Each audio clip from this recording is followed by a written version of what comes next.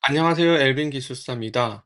2025년 6월 4주차 6월 23일부터 6월 27일까지 이 주간에는 어떤 IT 기사가 있었고 그 IT 기사에 어떤 인사이트가 있는지에 대해서 알아보는 찢어보기 시간 시작하도록 하겠습니다. 이번 주 우리가 많이 시장에서 이야기가 되고 있는 이 AI에 대한 그런 얘기를 가지고 와 봤고요. 거기에 세부적으로 피지컬 AI, 그다음에 소버린 AI 과 관련된 내용을 어떤 시장에서는 어떻게 생각을 하고 AI 기술들은 어떤 것들이 있는지, 그래서 이 현실적으로 어떤 문제의 해결 방안을 가지고 생각하고 있는지, 그런 것들에 대해서 이야기해 보도록 하겠습니다. 먼저 피지컬 AI입니다. 피지컬 AI. 피지컬 AI는 우리 일반적으로 인공지능을 서비스 측면에서 많이 사용을 하고 있는데, 이것을 AI를 물리적인 관점에서 적용을 하겠다라는 AI에 대한 그 기술이고요. 요거는 엔비디아 에서 최초로 이 개념을 얘기를 했고, 거기서 이제 진화해서 시장에서 나와서 얘기가 되고 있는 그런 기술들이라고 보면 될 것 같습니다. 그래서 좀 부각 배경을 보면, 테슬라에서의 그 로보택시를 도입하는 거와 관련해서 인공지능을 물리적으로 도입해서 운영의 효율성이라든지 뭐 이런 것들을 가지고 오겠다라는 건데요. 이런 것들을 도입하고 하는 것들은 시장에서 자연스러운 그런 현상인데, 이런 로봇이 이제 도입되면서부터 이제 기존에 일을 하고 있던 분들에 대한 그런 사람들이 해고되고 하는 그런 실업 현상이 일어나기 때문에, 노동시장의 변화는 그럼 어떻게 대처할 건지에 대한 부분에 대한 논란에 대한 기사였습니다. 그래서 보면 새로운 기술이 나오고 그 서비스를 적용을 하면 어떤 부분에서는 이 로봇과 아니면 이 새로운 기술들이 그 효율성이 크기 때문에 기존에 사람이 하고 있던 거를 대체하게 됩니다. 그래서 이 기술의 변화는 노동 시장의 변화와 항상 맞닿아 가지고 얘기가 되고 있는 민감한 사항들이기 때문에, 이런 내용들이 조금 시장에서 많이 얘기가 되고 있습니다. 그래서 이거는 각 시기마다 이런 새로운 기술들이 나올 때마다 강조되고 있는 포인트 중에 하나라고 좀 보시면 될 것 같습니다. 그래서 피지컬 AI와 관련된 주요 기사를 좀 보면, 테슬라에서 최근에 이제 피지컬 AI를 사용하는 그런 로보택시 를 출시하겠다라는 얘기를 했고요. 그런 것들에 대해서 그러면 효율적인 그런 기존에 이제 뭐 택시 기사들이 하고 있던 그런 것들을 이제 자율주행으로 맡기면서 노동 시장에 대한 변화를 최초로 좀 얘기가 되는 그런 사례로 등장을 하고 있습니다. 그런데 이러한 변화는 사실 좀 뜨다 보니 테슬라에서 이제 좀 파격적으로 피지컬 AI를 적용해서 이런 시장의 변화를 가지고 온다라고 얘기는 하지만, 사실 다른 사이트를 보면 중국에서의 뭐 샤오미라든지 아마존의 물류창고, 현대자동차의 미국 공장에서의 그런 로봇 적용 등 이런 것들이 지속적으로 계속 되고 있는 상황이고요. 국내에서도 사실 보면 유통이라든지 이런 물류 창고에서 많은 로봇을 적용하고 있는 상황입니다. 그런 측면에서 보면 이 피지컬 AI와 관련된 도입은 지속적으로 계속 이런 생산성에 대한 향상을 좀 비즈니스 측면에서는 가지고 가고 있었다라는 얘기를 하고 있습니다. 그래서 이미 이런 것들 때문에 많은 변화들이 일어나기는 했는데요. 이제 로봇이 대처하기 때문에 기존의 생산성이 좀 떨어지는 그런 부분에 대한 노동 인구를 사람들을 해고를 하면서 실업이 일어나는 그런 사태가 발생하였습니다. 그런데 요게 좀 중요한 게 뭐냐면, 아시겠지만 실업을 한다라는 거는 이 사람들의 생계를 그러면 국가적인 측면에서는 다른 방식으로 얘를 전환시켜 줘야지 이 사람들도 생계를 이어갈 수 있는데, 이런 것들에 대한 대처가 없이 그냥 기업은 기업 나름대로의 효율성 추구를 위해서 해고를 한다라고 해 버리면 좀 사회적인 측면에서 논란이 되고 될 수가 있다라는 그런 얘기입니다. 그래서 그런 측면에서 좀 봐 주셨으면 하고요. 이거는 여기 물류뿐만 아니라 월마트라든지 뭐 이런 빅테크에서도 지금 계속 일어나고 있는 그런 상황들이라고, 글로벌 상황들이라고 보시면 될 것 같습니다. 그러면 국가적인 측면에서는 이러한 일자리에 대한 그런 전환이라든지 이런 위험성 노출에 대해서 어떻게 생각을 하고 있냐라고 하면, 로봇세, 토큰세 이런 것을 도입을 하자라는 얘기가 나오고 있습니다. 뭐냐면 결국은 너네 기업이 로봇이라든지 이런 것들 도입하면서 일자리에 대한 전체 사회적인 측면에서 일자리가 줄어들고 있는데 그 역할을 하고 있으니 거기에 대한 세금을 내라라고 얘기를 하고 있어요. 그렇다고 하면 기업에서는 이 자체도 부담인 거죠. 그게 물론 효율성, 새로운 기술, 인공지능과 같은 그런 테크에 대한 부분을 도입해서 빨리 대응하고 이런 것들이 중요하기는 한데, 이런 쪽으로 또 비용적인 측면에서 세금이 불어난다라고 하면 이것 또한 부담이 될 수 있다라는 측면이고요. 그러면 이제 이거의 반대급부로 얘기가 되는 거는 뭐냐면, 이렇게 세금을 많이 걷고 이러면 기업에서 부담이 되기 때문에 오히려 인공지능인 AI라든지 뭐 새로운 기술들에 대한 적용을 많이 하지 않을 것이다. 그래서 오히려 경쟁력이 떨어지는, 국가적인 측면에서 봤을 때는 경쟁력이 떨어질 것 같다라는 그런 얘기를 같이 하고 있습니다.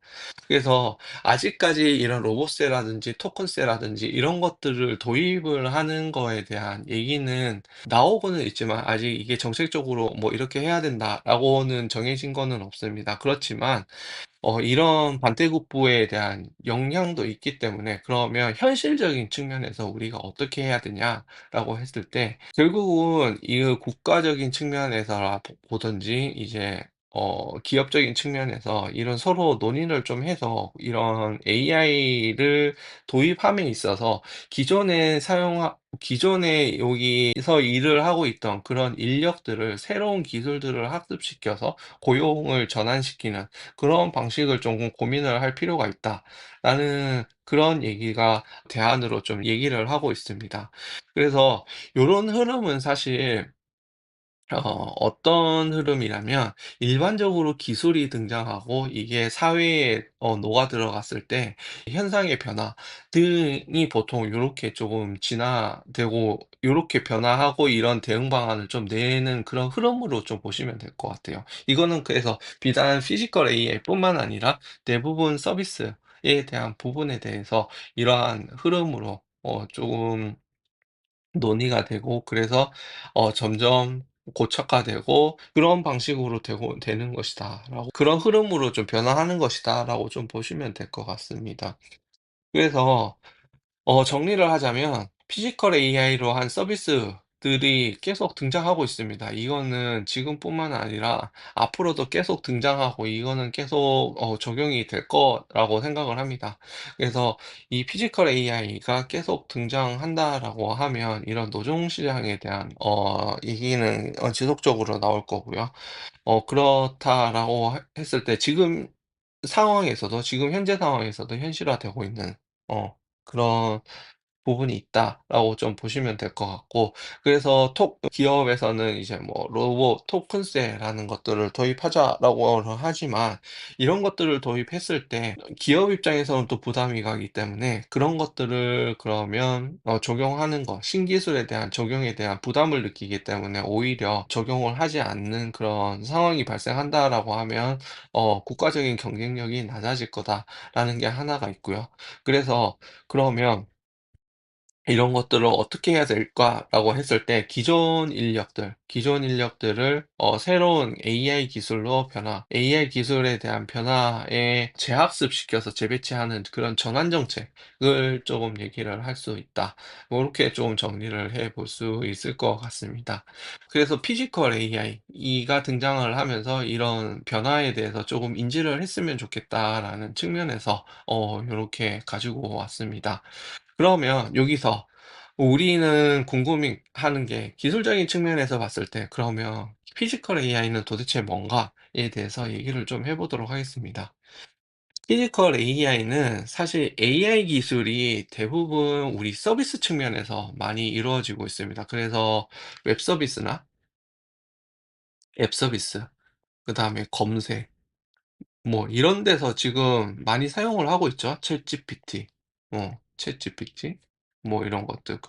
사실 구글 검색이라든지 뭐 이런 데 아니면 각종 앱에서 이제는 웬만하면 AI 기술이 들어가지 않는 그런 서비스는 없습니다. 예.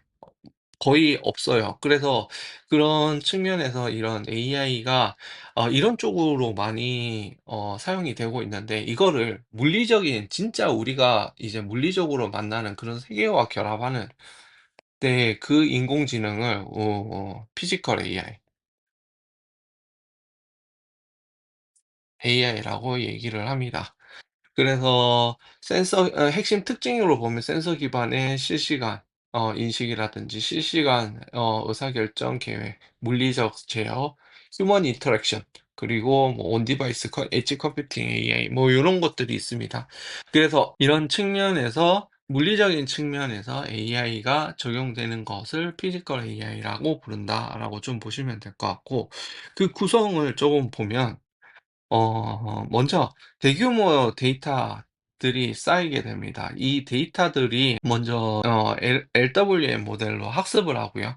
거기서 이제 가상 공간에서 가상 생성을 하고 거기서 이제 공간 압축을 한번 합니다. 그래서 이 공간 압축을 통해서 가상 세계에서 한 번씩 시뮬레이션 돌리는 그런 역할을 하는 거죠. 그래서 이제 최종적으로 피지컬 AI 모델을 만들고요. 거기서 이제 모델 배포를 하면 이제 물리적인 하드웨어 쪽으로 넘어오게 됩니다.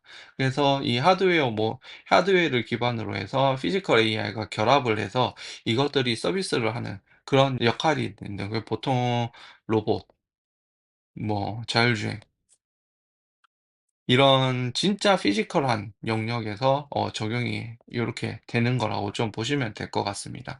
그래서 얘네들이 피지컬 AI들이 계속 돌면서 서비스를 하면서 그렇게 또 축적되는 그런 공간 정보는 요렇게 다시 와서 대규모 데이터로 저장되는 요런 방식으로 돌아가는 거라고 좀 보시면 될 것 같아요.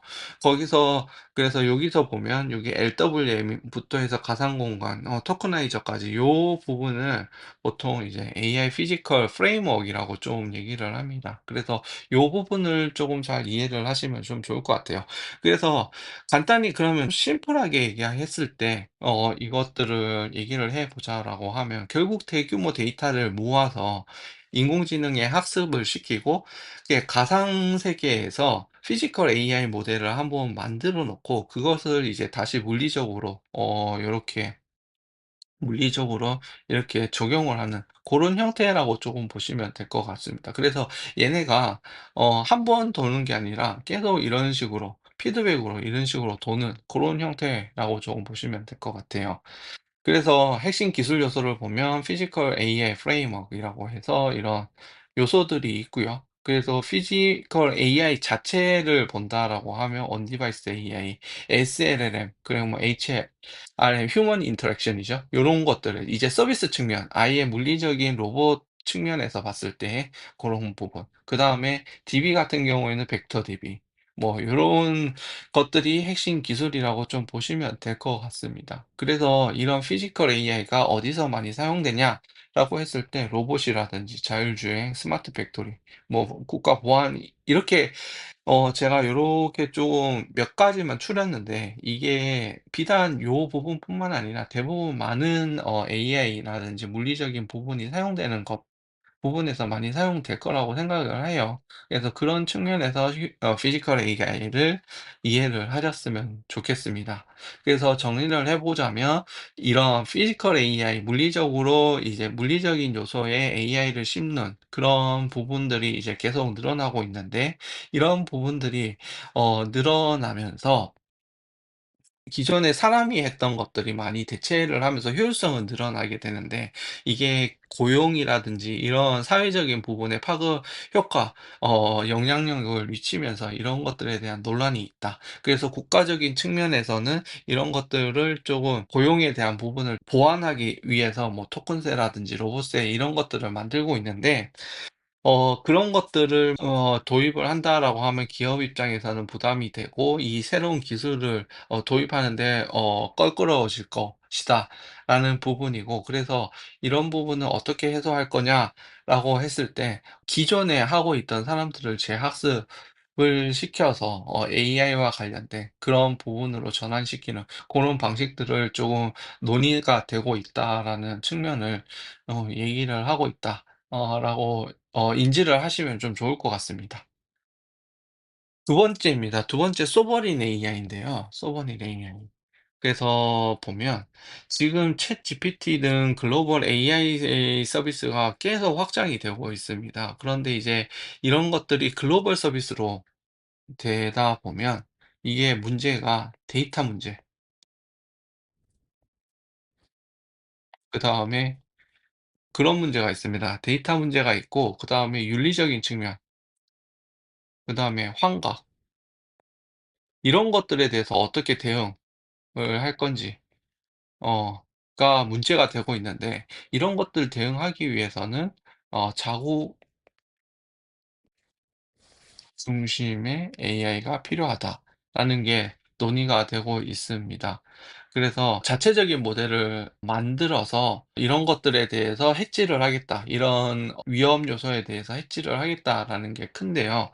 그래서 국내에서도, 그러면 EU나 중국에서 이렇게 도입을 하고 있는데, 국내에서도 이렇게 소버린 AI를 구축하는 거를 하자라는 의견이 있습니다. 그런데 독립적으로 이렇게 특정 국가에서 운영하고 하는 AI가 있고, 이런 것들을 도입하자라고 하고 있는데, 기존에서 그러면 우리 소버린 AI가 없었냐라고 하면 그렇지 않아요. 하이버 클로바, 그다음에 LG AI의 뭐 엑사원 같이 이렇게 한 몇 년 전부터 이렇게 쭉 만들어 오는 그런 AI 모델들이 있었습니다. 근데 이런 것들이 그러면 챗GPT 서비스 등 이렇게 글로벌 서비스를 하는 것처럼 잘 쓰고 있냐라고 하면 사실 그렇지 않거든요. 그래서 이게 그러면 소버린 AI를 구축한다라고 해도 이게 우리 자국 내에서도 잘 쓰지 않을 것 같고, 이것들을 다른 데에서 글로벌적으로 사용할 수 있는 모델도 아닌데, 이거를 돈 들여서 국가적으로 만들어야 되냐라는 이 비용적인 측면에 대한 논란이 있습니다. 비용적인 측면. 결국은 이거 만들어 놓고 잘 쓰지 않고 결국은 애물단지가 될 거다라는 그런 우려를 많이 하고 있는 거라고 좀 보시면 될 것 같아요. 그래서 사실 이상적으로는 이런 데이터 보호라든지 공정성이라든지 윤리적인 문제, 뭐 환경 문제 때문에 이런 것들을 그 자체적으로 이렇게 만드는 게 맞기는 해요.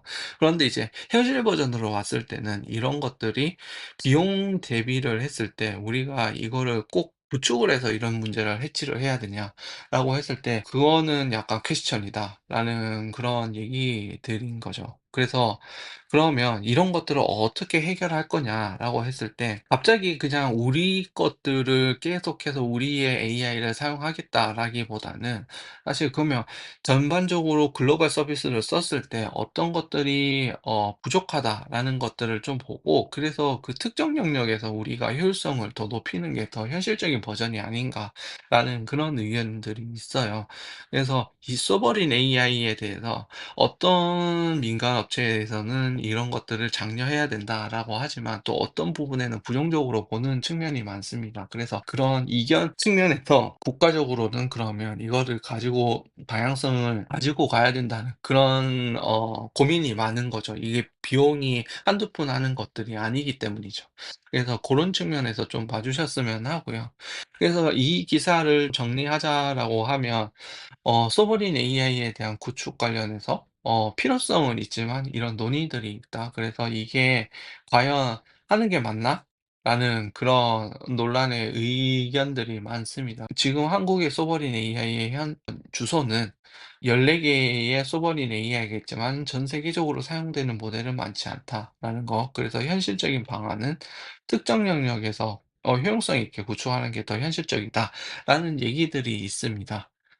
그리고 그러면 이 소버린 AI가 인프라적인 측면에서도 좀 중요한 게 뭐냐면 이런 네트워크라든지 서버라든지 스토리지에 대한 부분을 좀 집약적으로 서비스를 하는 그런 것들이 있어야 되는데 국가적으로 한다라고 하면 이거를 직접적으로 다 구축을 한다라고 하면 비용이 계속 어마하게 들 건데 그러면 이제 민간 투자가 같이 이루어진다. 그래서 이루어져야 된다고 하는 것들이 있는데 그러면 이 민간 투자를 "이런 것들을 집약적으로 할 수 있는 곳이 있냐?"라고 했을 때 "없다."라는 게 가장 큰 것입니다. 그래서 뭐 네이버나 이런 것들 카카오나 이런 데도 있지만 사실 이 국가적인 측면에서의 이런 인프라를 국가적인 측면에서의 이 인프라를 감당하기에는 아직 부족하다라는 것들이 가장 크다라고 얘기를 할 수 있을 것 같아요. 그래서 이런 것들을 그러면 "지금은 어떻게 하고 있냐?"라고 했을 때 대부분 외산, AWS,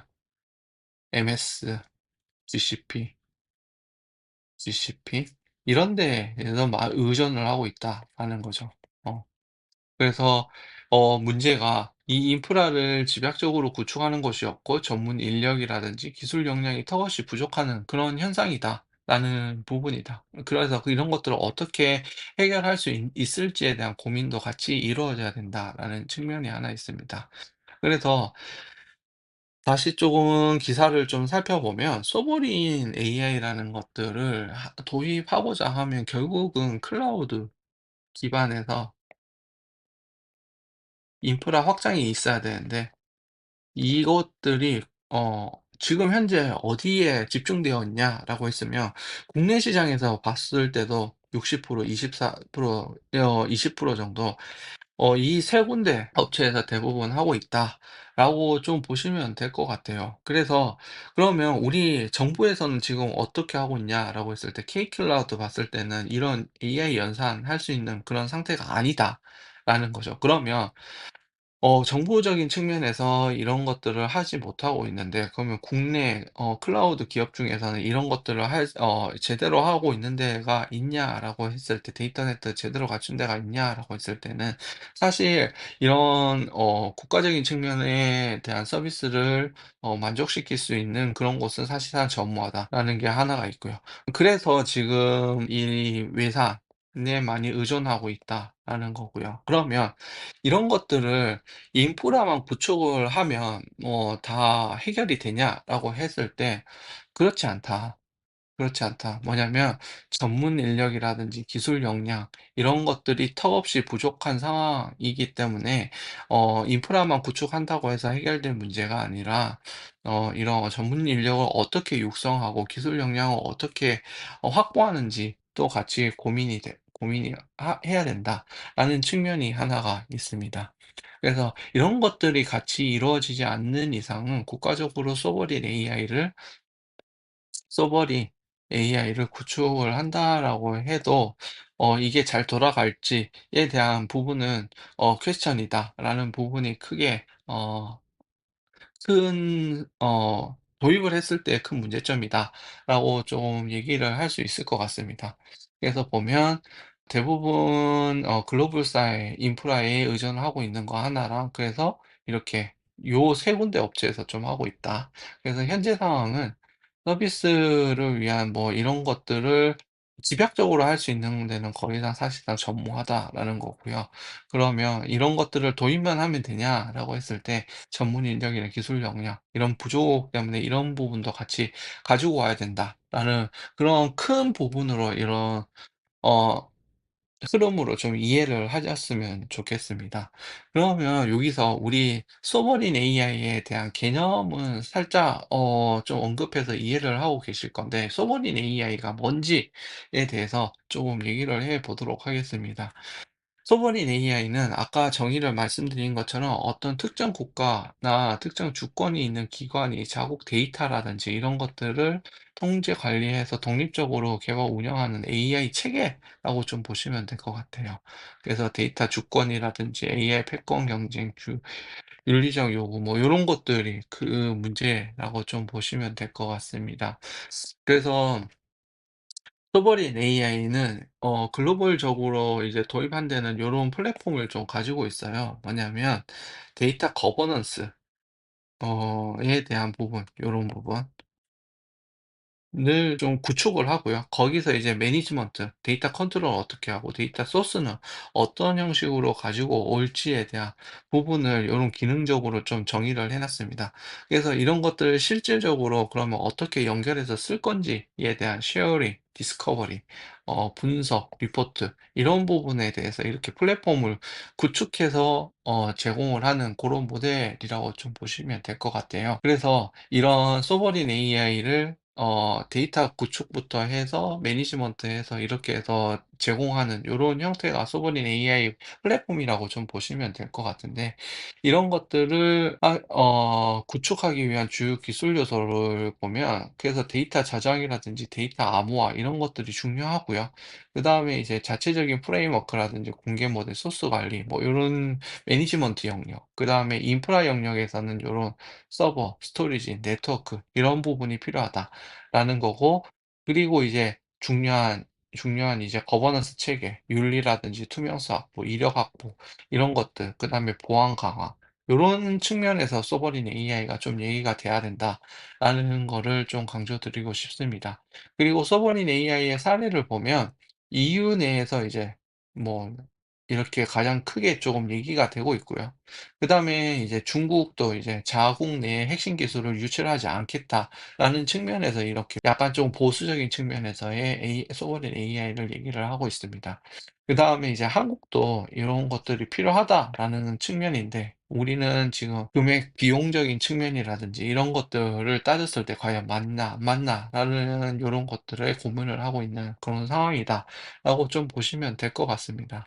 그래서 이런 소버린 AI도 우리가 그냥 개념적으로 이렇게 알고는 있었지만 좀 뜯어본다라고 하면 이런 주요 요소들이 있고요. 그러면 지금 논란이 되고 있는 거는 이런 소버린 AI를 국가적으로 구축하는 게 이론적으로는 맞기는 한데 현실 버전으로 왔을 때는 이게 약간 워킹하는지가 좀 퀘스천이다라는 부분이고, 그러면 현실적으로 우리는 어떻게 해야 할 건지에 대해서 좀 생각을 해 보면 이런 것들을 특정 부분에서 소버린 AI를 도입해서 서비스를 하는 것들을 한번 고려를 해 봐야 될 거다라는 거가 있었고요.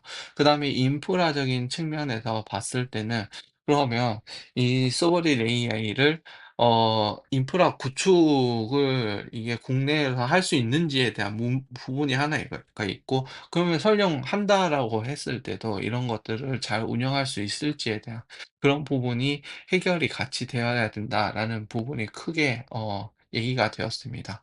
그래서 이번 주는 약간 기술적인 측면이 지금 이렇게 새로운 기술들이 이렇게 얘기가 되고 있는데, 이런 것들이 사회에 파격적으로 얘기가 됐을 때 이런 것들이 어떤 영향력이 있는지, 그래서 어떻게 해결 방안을 풀어 나가고 있는지에 대한 부분을 전체적으로 좀 살펴보는 그런 시간이 되었습니다. 그래서 AI 이야기는 지금 계속 나오고 있고요. 사실상 이제 AI가 예전에 우리가 뭐 PPT, 엑셀 뭐 이런 것처럼 이제 서비스로 이제 우리가 당연히 하지 않으면 안 되는 그런 그런 툴 같은 그런 역할을 할 거기 때문에 우리가 당연히 이제 뭐 구글 검색이라든지 이런 거 하는 것처럼 서비스 측면에서 이제 챗GPT 뭐 이런 것들을 자연스럽게 이용을 하고 있는 것처럼 그렇게 하고 있다라고 했을 때 그럼 이 AI를 어떻게 이끌어 가지고 가야 되는지에 대한 부분을 계속 얘기가 되고 있습니다. 그래서 그런 논란의 부분이 계속 있기 때문에 요런 AI에 대한 기술들이랑 요런 사회의 변화가 어떻게 되고 있는지를 좀 잘 이해를 하시면 이런 기사를 읽거나 IT에 대한 얘기를 할 때 좀 많이 도움이 되실 거라고 저는 생각을 합니다. 이번 주는 여기까지 찢어보기 얘기를 하고요. 다음 주는 제가 6월 첫째 주부터 넷째 주까지 있었던 것들을 AI에 대한 기사들을 전체적으로 어떤 것들이 있고 지금 어떤 방향으로 해서 가지고 가고 있는지에 대한 부분을 엮어서 조금 정리하는 그런 콘텐츠로 인사를 드리도록 하겠습니다. 오늘은 여기까지 얘기를 드리도록 하겠습니다. 감사합니다. 엘빈 기술사였습니다.